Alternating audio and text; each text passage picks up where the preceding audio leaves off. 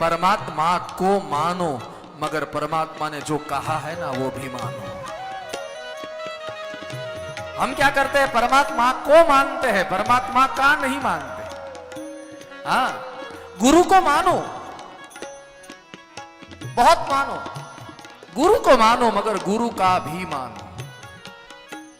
गुरु जो कहता है, गुरु जो हमारे जीवन में जो देता है उसको भी मानो, तर्क बुद्धि मत चलाओ। हाँ, धन्य विभीषण को धन्यवाद 3 बार, धन्य धन्य ते धन्य विभीषण।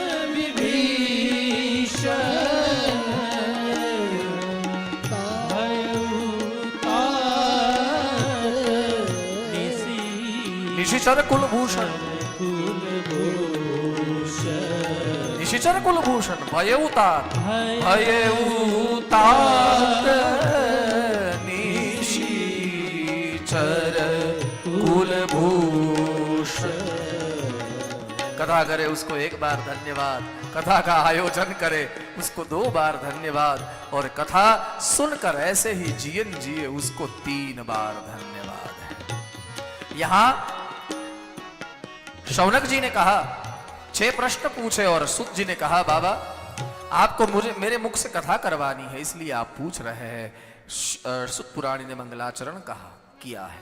यम प्रव्रजन्तमनुपेत मपेत कृत्यम द्वैपायनो विरह कातर आजुहाव।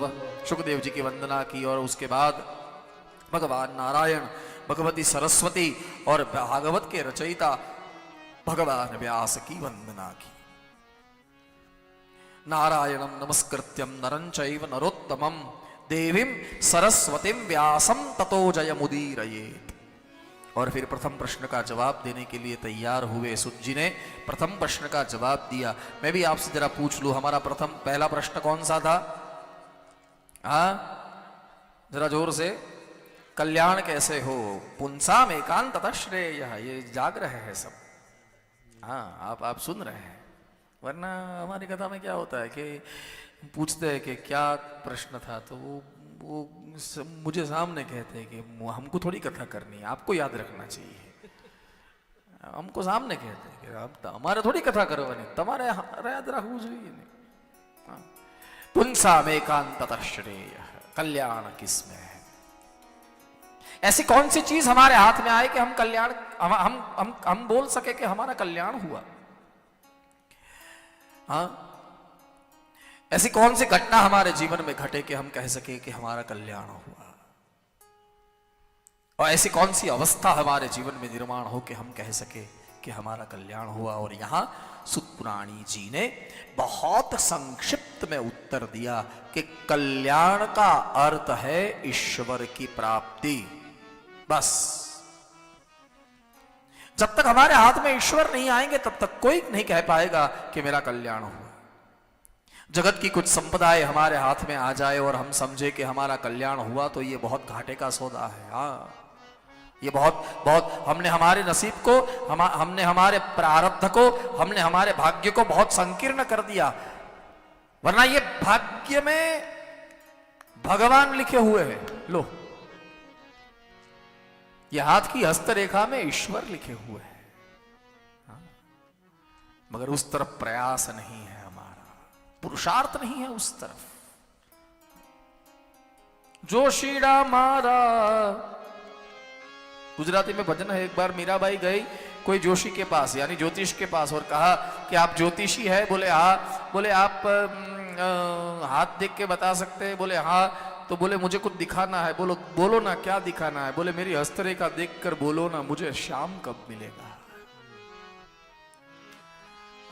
हाँ, जोशीड़ा मारा जोश रे जू मने केदाड़े मळे घेलो का। हाँ, हम ज्योतिषी के पास जाते हैं तो क्या बोलते हैं? भाग्योदय क्या रे थश, भाग्योदय कब होगा? अरे तेरा जन्म हुआ तब से भाग्योदय है, हरि को भज।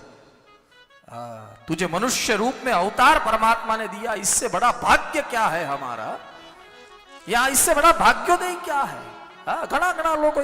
एक भाई कुंडली लेके गया ज्योतिषी जी के पास और ज्योतिषी को कहा कि मेरी ये देख के बताइए ना मेरे जीवन। तो बोले ज्योतिषी ने खोली और बोले आपका नाम ये है। अरे बाबा आप तो अंतर्यामी हैं, मैंने तो अभी नाम भी नहीं बताया हमारा। अरे इतना ही नहीं, तेरी पत्नी का नाम ये है। वो पैर में पड़ गया, ओ बाबा ये सब कैसे पता चल रहा है?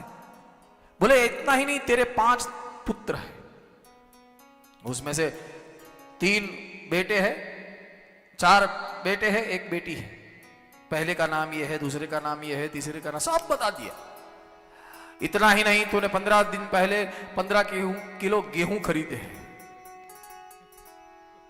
वो पागल हो गया कि बाबा ये कैसे पता चल रहा है आपको, आप तो अंतर्यामी है। बोले अंतर्यामी नहीं है, तू जल्दबाजी में कुंडली की जगह राशन कार्ड लेके आ गया है।